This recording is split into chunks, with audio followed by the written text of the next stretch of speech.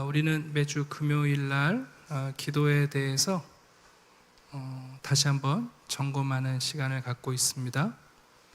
기도에 대해서 배울 수 있는 기회, 또 배울 수 있는 사람들이 많이 있겠습니다만 하나님이 기뻐하시는 기도의 가장 중요한 본은 우리 예수님에게 있습니다.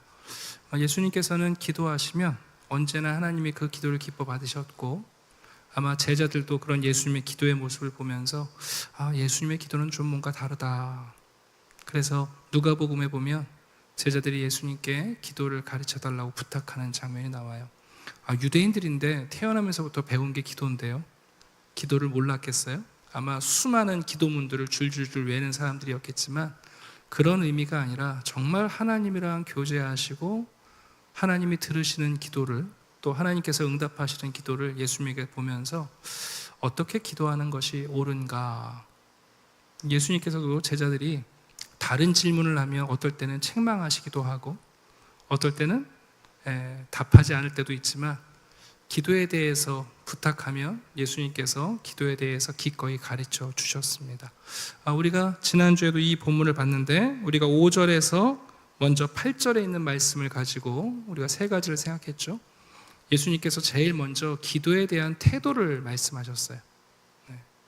우리가 누군가와 만나서 대화할 때 태도가 중요해요. 그래서 처음 딱 만났는데 상대방의 태도를 보면 계약할지 안 할지 벌써 결정하잖아요. 딱 처음 만났는데 상대의 태도를 보고는 저 사람은 채용하면 안 되겠다. 이미 첫인상으로 판단되는 경우가 많죠. 예수님께서도 우리에게, 우리가 하나님께 나아갈 때, 기도할 때 우리의 태도가 중요하다는 거예요. 그래서 예수님이 세 가지를 말씀하셨어요. 표면적으로는 외식하지 말라, 골방에서 기도하라, 이방인의 기도처럼 하지 말라, 이 이야기인데 이 내용은 이런 거라고요. 사람에게 기도하지 말고 하나님께 기도해라, 그 얘기죠. 사실 사람들이 사람들에게 기도하는 경우가 많아요. 그런 사람은 이미 사람들에게 응답받았다고요, 칭찬 들으니까. 두 번째는 뭐냐면 골방으로 들어가는 건 또 때로는 우리가 독백을 할 때가 있어요. 골방은 우리가 독백하는 곳이 아니라 하나님만 바라볼 수 있는 곳이라는 뜻이죠. 세 번째는 옆집 아버지와 아들처럼 대화하지 말라는 거예요. 이방신을 섬기는 사람들은 많은 말을 하고 많은 주술을 하고 어떤 제의를 행하면 신을 달랜다고 생각했는지 모르겠지만 하나님은 그런 하나님이 아니시라는 거죠. 그래서 이 세 가지는 사실 간단한 얘기예요. 예수님께서는 우리가 기도할 때 어떤 태도를 가져야 되냐 하면 말 그대로 아버지, 자녀를 사랑하는 아버지에게 기도하고 그 아버지의 사랑을 받는 자녀처럼 기도하라는 거예요. 그래서 여러분, 기도의 가장 중요한 태도는 뭐냐? 정말 하나님을 아버지로, 또 내가 사랑받는 자녀의 입장에서 기도하는 것이 기도의 가장 중요한 태도입니다. 그래서 이제 오늘은 9절을 보면 그 세 가지 내용을 전하신 다음에 그러므로 너희는 이렇게 기도해라, 그리고는 하나님을 어떻게 부르래요? 아버지라 부르라는 거예요. 사람에게 말하지 말고 아버지께 말해라. 독백하지 말고 아버지께 말하라. 옆집 아저씨한테 부탁하려고 하지 말고 너희들의 아버지에게 부탁을 해라. 하나님은 진짜 우리 아버지시다, 그 얘기예요. 그런데 한 가지 중요한 건, 예수님께서는 하나님을 아버지라 부를 때 그냥이 아니라 하늘에 계신이라고 표현을 했어요. 여기 하늘에 계신이라는 것은 하나님이 계신 주소지를 말하는 게 아니라 이 땅에 있는 아버지와 우리가 기도하는, 우리의 기도를 들으시는 하나님 아버지가 얼마나 다른 분인가를 기억하라는 거예요. 하늘에 계신 아버지라는 뜻은 하나님의 통치를 얘기해요. 이 땅의 아버지는 능력의 한계가 있어요. 이 땅의 우리의 아버지들은 시간의 한계가 있어요. 그러나 하나님이 하늘에 계신 아버지라는 것은 말 그대로 우리의 기도를 들으시는 하나님은 육신의 아버지와는 전혀 다른 분이다, 그 사실을 먼저 전능하시고, 그리고 말 그대로 온 세상을 주관하시고 통치하시는 모든 일을 하실 수 있는 하나님이라는 사실, 그분이 나의 아버지라는 사실을 먼저 새롭게 하라는 뜻이 있습니다. 오늘 본문은 우리가 알고 있는 주기도문인데요. 또 이제 수요일 날도 아마 이 주기도문을 마태복음 강의하면서 살피게 될 텐데, 오늘은 이 주기도문을 좀 요약적으로 소개해 드리려고 해요. 예수님은 이 기도문을 통해서 우리에게 7가지 기도의 내용을 가르쳐 주셨어요. 사실 기도는 여러분 뭐든지 하셔도 되죠. 무엇이든 구할 수 있고 뭐든지 할 수 있어요. 그러나 예수는 우리가 하나님께 기도할 때에 반드시 우리가 놓치지 말아야 할 7가지 내용이 있다. 우리가 기도할 때마다 이 7가지 내용을 꼭 기도에 담는 것이 중요하다 하고 이 기도문에서 가르쳐 주셨습니다. 오늘은 그 7가지를 간단하게 지적해 드리고 기도하려고 합니다. 자, 첫 번째입니다. 우리 한번 9절 볼까요? 하늘에 계신 우리 아버지여 하고 첫 번째 기도 내용이 나오네요. 이름이 거룩히 여김을 받으시오며. 하나님의 이름이라는 것은 하나님의 성품과 본성을 얘기합니다. 가끔 가보셨는지 모르겠는데 나이트 클럽에 가시면 여기에 이주일 씨도 계시고 조용필 씨도 계십니다. 근데 진짜 이주일 씨예요? 아니에요? 아니죠. 진짜 조용필 씨예요? 아니에요? 아니죠. 사람은 이름과 그 존재가 일치하지 않을 때가 많습니다. 그래서 우리는 이름에 대해서 그렇게 큰 의미를 두지 않죠. 네. 그러니까 못생긴 애지만 이쁜이라고 이름을 붙일 수도 있고, 그죠? 네. 귀하지 않지만 이름을 거창하게 짓기도 하잖아요. 그러나 하나님의 이름은 그렇지가 않다는 거예요. 하나님은 거짓말하실 수 없는 분이기 때문에 하나님의 이름과 하나님의 본성과 성품은 분리되지 않아요. 그래서 하나님이 자기의 이름을 경멸하지 말라고 말씀하신 거거든요. 여기서 말하는 하나님의 이름이 거룩히 여김을 받는다라는 것은 그 하나님의 이름에 합당한 존중, 그리고 그분을 영화롭게 하고 그분을 공경한다는 의미가 있습니다. 오해하시면 안 돼요. 이름이 거룩히 여김을 받으시오며 라는 말은 우리가 하나님의 이름을 더 거룩하게 할 수 있다는 뜻이 아니에요. 하나님은 이미 홀로 충분히 거룩하세요. 우리가 하나님의 거룩하신 뭘 더 할 수 있는 게 아니에요. 그래서 하나님의 이름이 거룩히 여김을 받기를 원합니다 라는 것은 다른 식으로 표현하면 이런 거예요. 저의 기도가 아버지이신 하나님을 합당하게 예배하기를 원한다는 기도예요. 그러니까 하나님의 이름이 거룩히 여김을 받으시옵소서라는 말은 뭐를 간구하는 거예요? 나의 기도와 나의 삶이 하나님의 이름에 합당한 예배를 드리기를 원합니다, 그런 거예요. 여러분, 종종 우리가 오해하는 게 기도가 예배라는 것을 놓쳐요. 그래서 기도하시면서 잔재주 부리는 분들이 많아요. 아니에요, 여러분. 기도도 예배예요. 지금 여기 마태복음 5장부터의 내용을 보면 삼각관계가 있어요. 우리가 지난주에 살펴봤잖아요. 기도와 삶은 분리가 된다, 안 된다? 안 된다. 그래서 산상설교의 한가운데 기도가 있는 것처럼 삶과 기도가 분리가 안 돼요. 근데 거기에 하나 더 해요. 예배가 우리의 삶과 우리의 기도와 분리가 안 돼요. 그게 일종의 우리의 삼위일체적 삶이에요. 우리는 우리의 삶과 우리의 기도와 우리의 예배가 분리되지 않아요. 곤충처럼 끊어지지 않아요. 삶이 예배이고 예배가 삶이 되고 우리의 기도가 삶을 반영하고 우리의 삶이 우리의 기도를 이루어가는 것처럼 또 우리의 삶이 하나님께 드리는 예배가 되기를 원하고 우리의 기도도 하나님 앞에 드리는 예배의 자리를 놓치면 안 돼요. 하나님의 이름이 거룩히 여김을 받기를 원합니다라는 것은 내가 하나님을 더 거룩하게 하겠다는 뜻이 아니라 그 거룩하신 하나님께 예배하겠다는 소원을 얘기해요. 여러분들도 그런 기도의 제목이 있으십니까?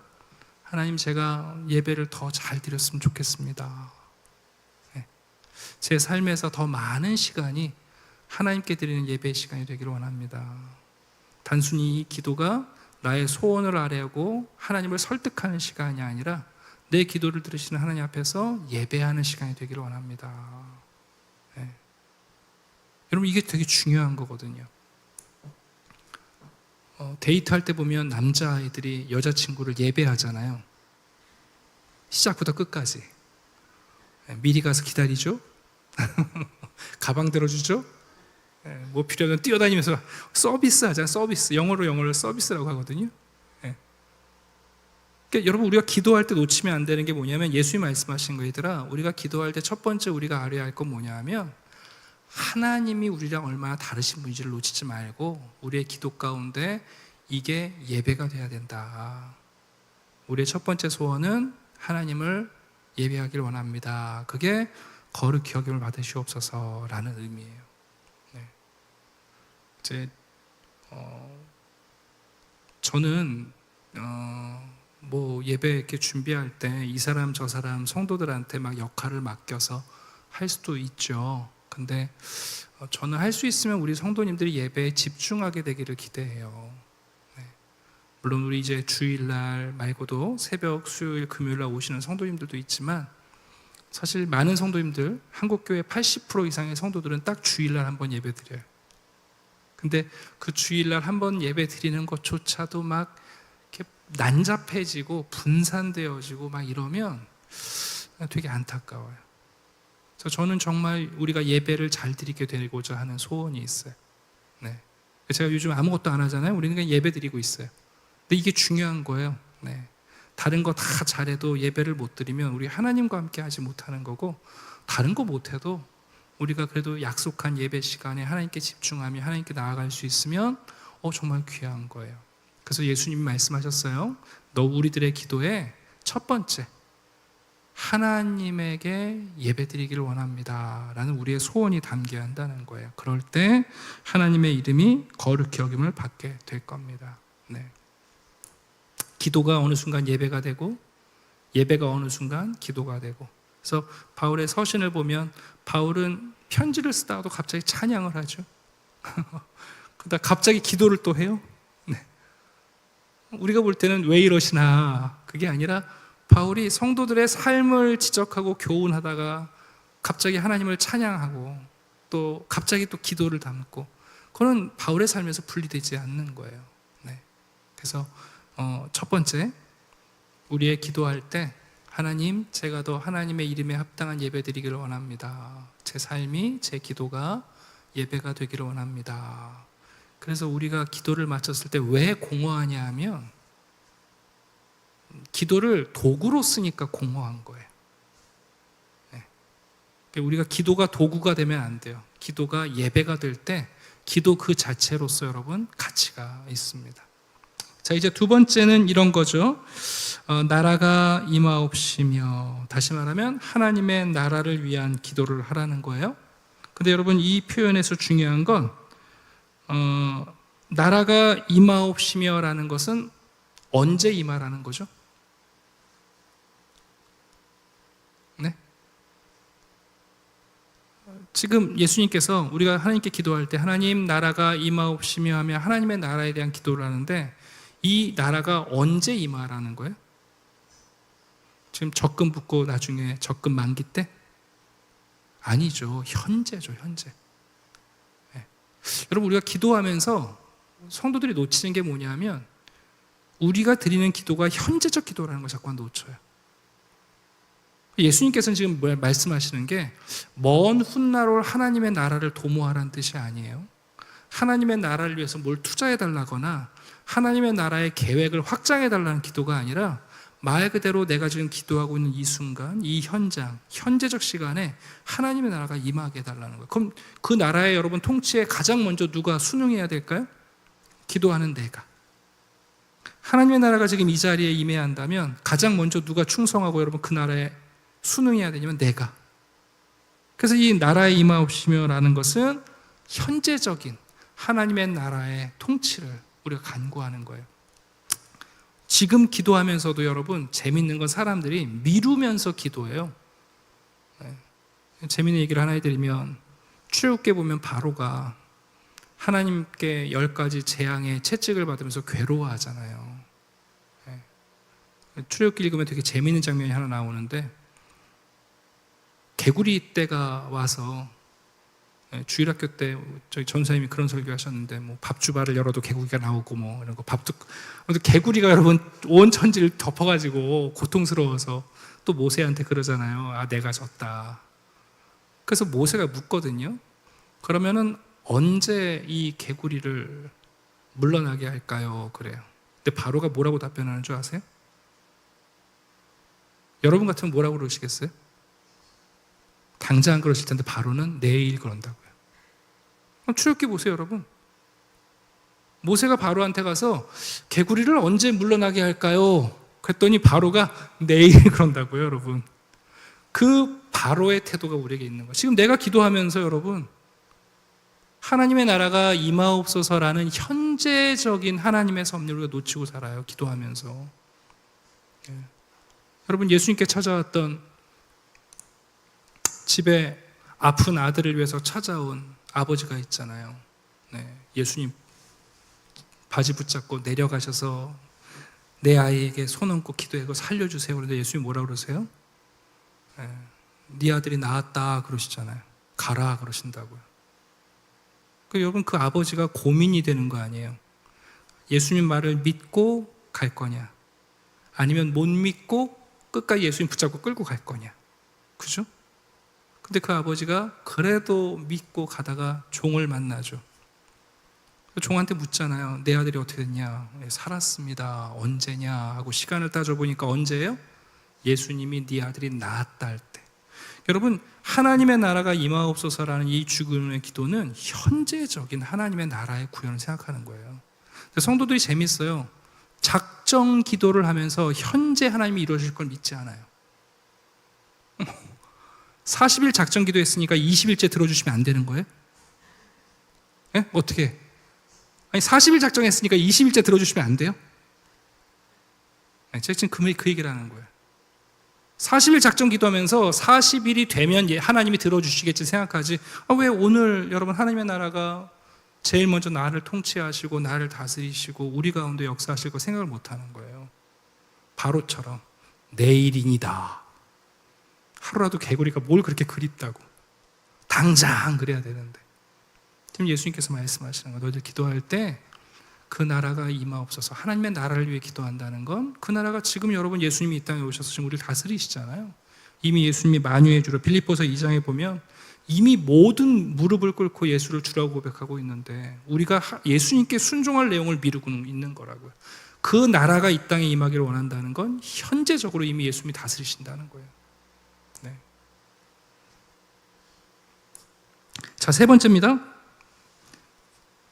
세 번째는 뭐냐면 하나님의 뜻이 이루어지기를, 그죠? 하늘에서 이루어진 것 같이 땅에서도 이루어지기를 원합니다 하는 기도예요. 이것은 이런 겁니다. 하나님의 뜻이 이루어지기를 원합니다라는 기도는 우리의 만족이냐 아니면 하나님의 만족이냐. 네. 그러니까 기도를 하면서 우리는 어떤 응답을 기대하냐면 내가 만족해야 응답이잖아요. 근데 예수님께서 말씀하시는 거죠. 우리가 기도할 때에 정말 하나님의 뜻이 이루어지는 게 하나님의 만족과 우리의 만족이 돼야 되는데 우리도 모르는 사이에 내가 원하는 것, 내가 만족할 때라야 하나님의 응답이라고 생각할 수 있다는 거예요.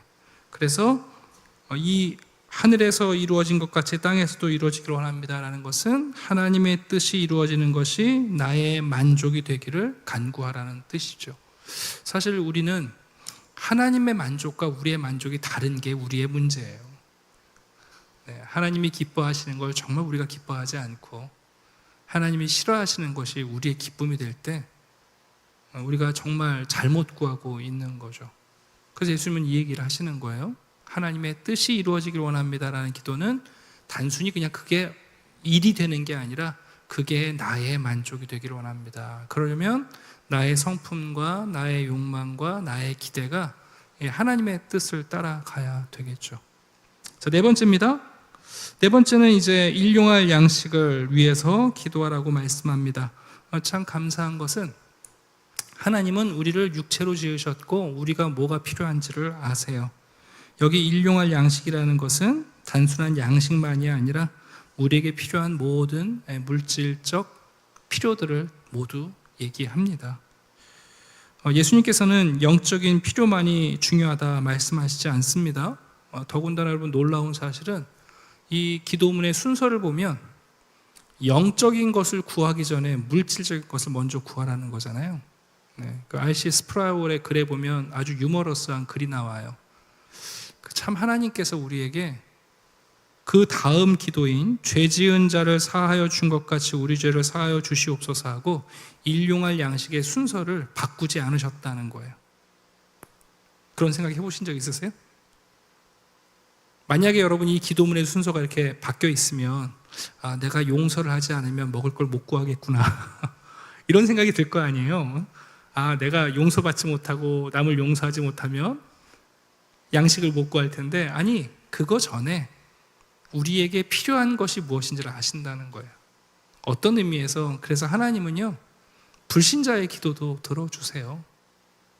아니 악인과 선인에게 똑같은 해와 이슬과 비를 주시는 이유는 우리가 죄인일지라도 우리에게 필요한 물질이 무엇인지를 아시기 때문에 하나님은 능히 또 기쁘게 그것을 공급하시는 거죠.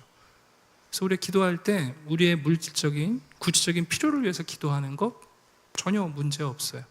사실은 우리의 영적인 한계가 있을지라도 물질적인 필요를 구하는 것을 하나님은 우리에게 기도의 내용에 담으라고 말씀하십니다. 자, 그래서 이 물질적인 것을 구하라는 말씀은 단순히 그것만을 얘기하는 게 아니라 우리가 필요로 하는 모든 것이 누구로부터 온다는 뜻일까요? 하나님으로부터 온다는 거죠. 때로는 우리의 감정의 문제 또는 심리적인 문제들까지도 하나님께 도움을 구할 수 있습니다. 가난한 자이든 부한 자이든 여러분 우리는 모든 필요를 전적으로 하나님께 의지하고 있다는 사실을 잊지 말라는 뜻입니다. 자, 그리고 이제 12절을 보시게 되면 다섯 번째, 죄 지은 자를 사하여 준 것 같이 우리의 죄를 사하여 달라는 기도인데요. 이게 영적인 기도입니다. 우리가 수요일 날도 봤는데 사람을 낚는 어부, 무엇으로 사람을 낚는가? 무엇이 사람을 낚는 그물인가? 사랑과 용서예요. 여러분 용서는 우리의 영혼의 가장 깊은 곳에서 작용해요. 사람에게 밥을 사주는 일은 우리의 영혼의 깊이를 요구하진 않아요. 그냥 호주머니에 돈만 있어도 돼요. 누군가와 함께 노래방을 가고 누군가와 여행을 가는 일도 우리의 깊은 영적인 필요를 요구하지 않아요. 그런데 여러분 누군가를 용서한다는 건 이게 피상적인 걸로 되어지지가 않아요. 그 사람의 존재, 그 사람의 태도, 행동, 그 사람의 과거의 모습, 그 사람이 지금 나를 대하는 그의 성품까지도 여러분 단순하게 보는 게 아니라 진짜 여러분 용서라는 건 영적인 문제라는 것을 알게 됩니다. 매일의 양식을 구하는 것처럼 우리는 매일의 용서가 필요합니다. 왜 그럴까요? 여러분 용서하지 못하면 참된 교제가 일어나지 못해요. 부부 사이도 용서가 안 되면 그때부터는 참된 교제가 아니라 이제 왜곡된 교제가 증가하게 되죠. 부모와 자식 간에도 마찬가지입니다, 여러분. 서로 용서가 안 되면 관계가 전적이 되지 않죠. 하나님께서 왜 죄를 그렇게 싫어하시는가? 우리와 하나님 사이에 참된 교제가 이루어질 수 없는 거거든요. 그래서 죄를 가장 싫어하세요. 근데 재밌는 것은 여기 12절에 나와 있는 죄에 대한 사죄의 은총의 이 행동을 여기서 멈추지 않고 14절과 15절에 부록으로 다시 한번 조건을 다신다는 거예요. 제가 읽어볼게요. 너희가 사람의 잘못을 용서하면 너희 하늘 아버지께서도 너희 잘못을 용서하시려니와 너희가 사람의 잘못을 용서하지 아니하면 너희 아버지께서도 너희 잘못을 용서하지 아니하시리라. 여러분 이 말씀을 왜 단서로 다셨을까요? 이 말씀을 오해하면 그럼 내가 다른 사람을 용서하면 내 죄도 그것 때문에 용서받는다고 오해하게 되죠. 그런 의미가 아니죠. 또 거꾸로 내가 사람을 용서하지 않으면 하나님이 그럼 나를 아예 용서하시지 않는가? 그것도 아니에요. 여러분 오해하시면 안 돼요. 예수님께서 이 기도문을 가리키시고 나서 14절과 15절에 이 단서를 다신 이유는 뭐냐면, 왜 하나님이 우리에게 형제와 이웃을 용서하라고 하실까요? 생각해 보셨어요? 여러분 편하라고? 때린 놈은 발 못 뻗고 자는데 맞은 놈은 발 뻗고 자니까 그냥 용서하라고요? 그런 뜻일까요? 아니요. 지금 예수님은 우리가 누군가를 용서하는 일이 우리 영혼에 얼마나 기쁜 일인지를 경험하게 하시길 원하는 거예요. 자, 잘 들어보세요. 내가 누군가를 용서했을 때, 내 영혼이 진심으로 그를 사랑하고 긍휼과 자비를 베풀어서 용서했을 때 내 영혼이 찾아오는 그 기쁨을 알게 되면, 내가 하나님께 용서를 구할 때 하나님이 나를 억지로 싫어하시면서 용서하신다고 느끼겠어요? 나를 용서하시는 것을 하나님이 기뻐하시면서 용서하신다고 생각하시겠어요? 이해가세요? 네. 지금 예수님은 우리가 남을 용서 안 하면 용서 못 받는다, 남을 용서한 것이 너희들의 용서의 공로다, 그 얘기가 아니라 우리의 영혼이 다른 사람을 자비와 긍휼과 사랑으로 용서했을 때 내 영혼이 큰 기쁨이 찾아와요. 이 경험이, 이 영적 경험이 우리가 하나님께 용서를 구할 때 하나님이 나를 억지로 용서하시거나 내가 투자해 놓은 것 때문에 갚아주시려 용서하시는 게 아니라, 우리를 용서하시는 아버지도 우리를 용서할 때 어떤 기분일까요? 기쁘실 거라는 확신을 갖게 돼요. 그래야 우리가 하나님께 용서를 구하러 나아갈 때 머뭇거리지 않는단 말이에요. 용서받아보지 않은 사람, 남을 용서하지 해본 경험이 없는 사람은 용서의 가치 자체를 몰라요. 그러니까 누군가를 용서해야 할 때 승패의 개념이나 아니면 자존심의 개념으로 해석이 떠오르는 거예요.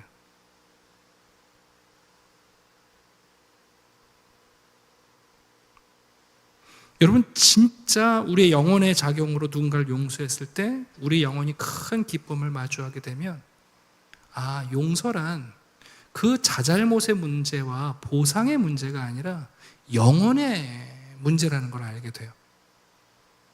그래서 그런 마음이 있는 사람은 내가 하나님께 용서를 구할 때 하나님도 나를 어떻게 용서하신다? 기쁘게 용서하실 거라는 확신을 갖게 돼요. 이게 여러분 진짜 중요한 거예요. 진짜 중요한 거. 그래서 주기도문이 끝나고 단서를 다신 거예요.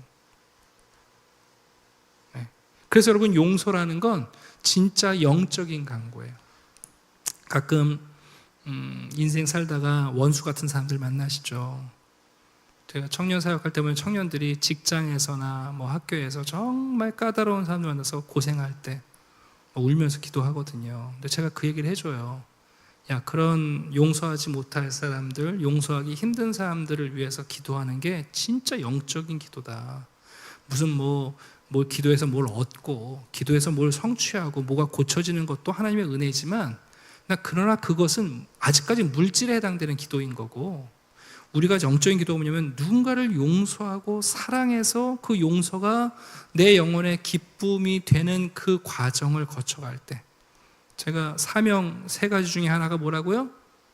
원수를 친구 삼는 거라고. 원수를 친구 삼으려면 여러분, 그 원수를 진심으로 용서하기 전에는 불가능한 일이에요. 네. 지금 예수님께서 이 주기도문에서 이 기도를 담아 놓으신 이유, 우리가 기도할 때 그래서 용서를 하도록, 용서를 달라고, 하나님이 나를 용서하신 게 하나님의 기쁨의 은혜인 것을 내가 알게 될 때 우리도 그렇게 기도할 수 있다는 거예요. 자, 이제 6번째입니다.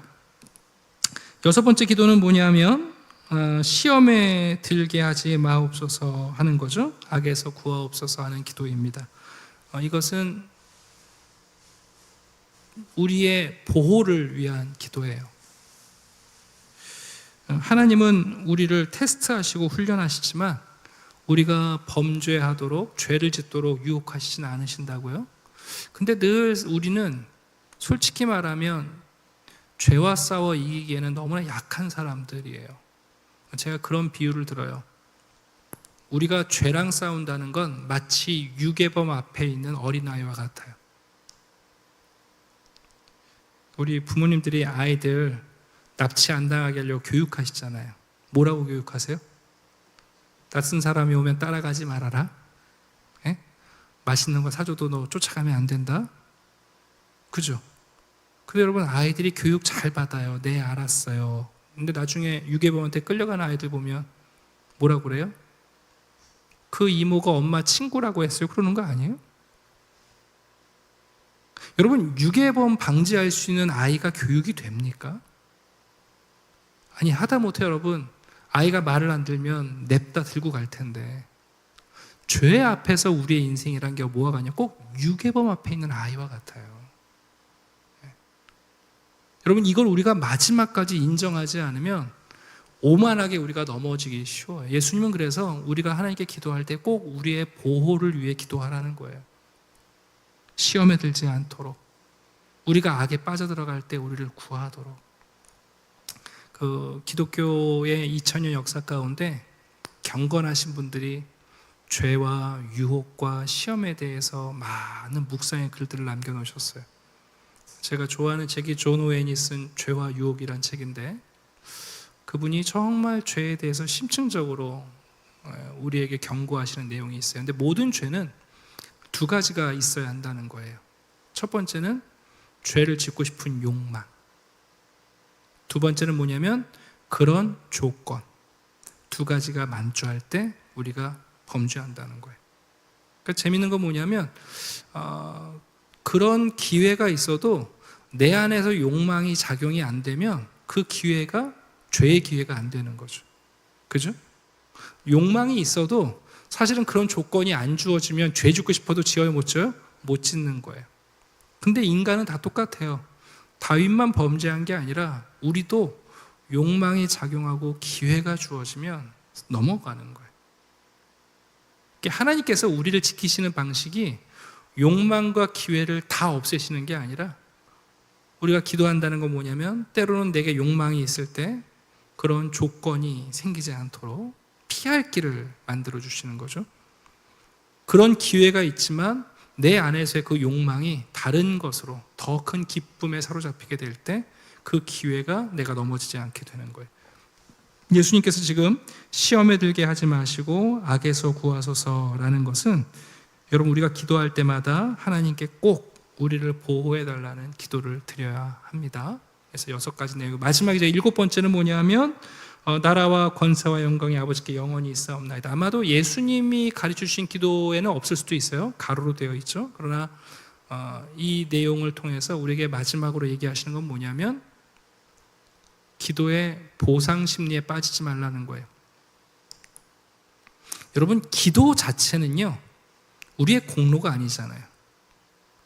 그러니까 일용할 양식을 구하고 누군가를 용서하고 시험에 들지 않으면서 우리도 모르는 사이에 누가 영광을 취하냐면 내가 영광을 취하기 쉬워져요.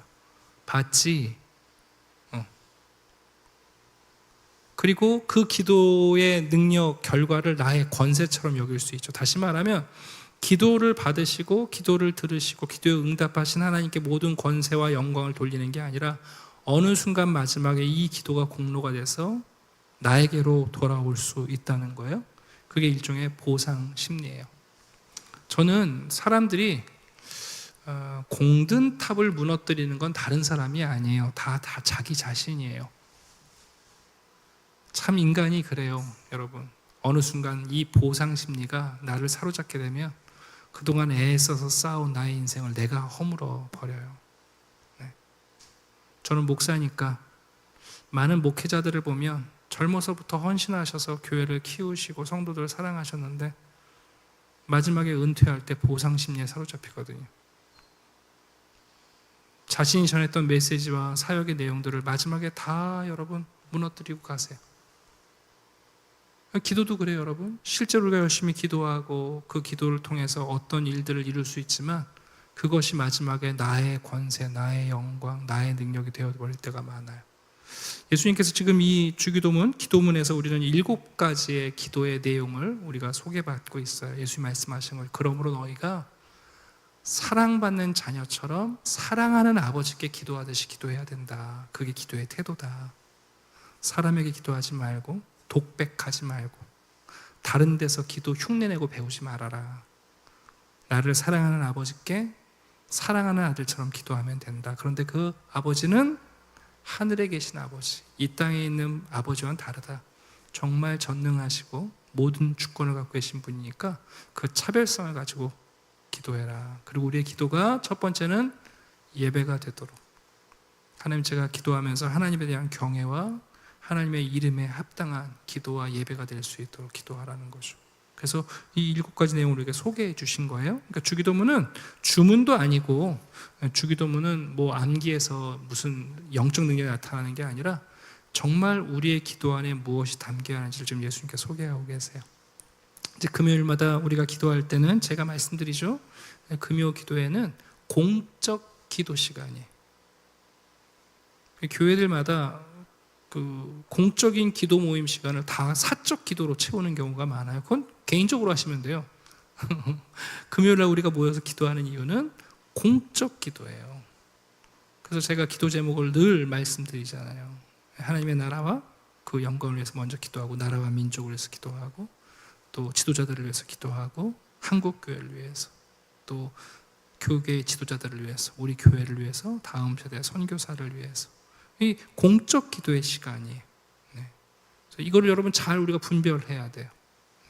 그리고 우리가 기도할 때마다 오늘 우리 예수님이 소개해 주신 이 7가지의 내용이 우리 가운데 잘 담겼으면 좋겠고, 제가 좀 강조하고 싶은 건 예수님도 강조했으니까 용서하는 것이야말로 우리의 가장 영적인 기도예요.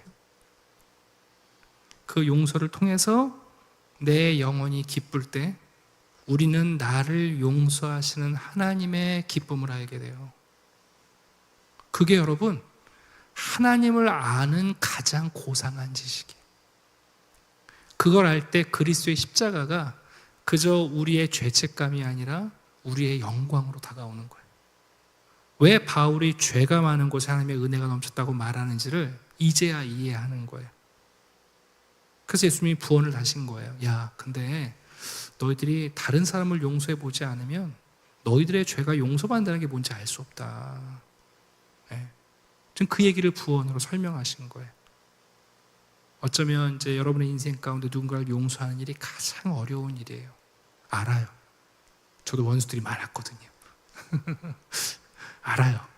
그러나 여러분, 그 용서가 우리 안에 하나님이 나를 용서하시는 동일한 사건으로 찾아오게 될 때, 그때 우리의 영성이 달라져요.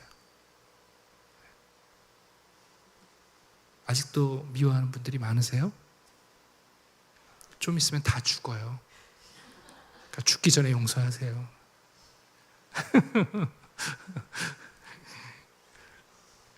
우리 아까 드렸던 찬양 드리고 함께 기도합시다. 또 오늘은 광복절이니까요, 나라와 민족을 위해서 기도해 주시고,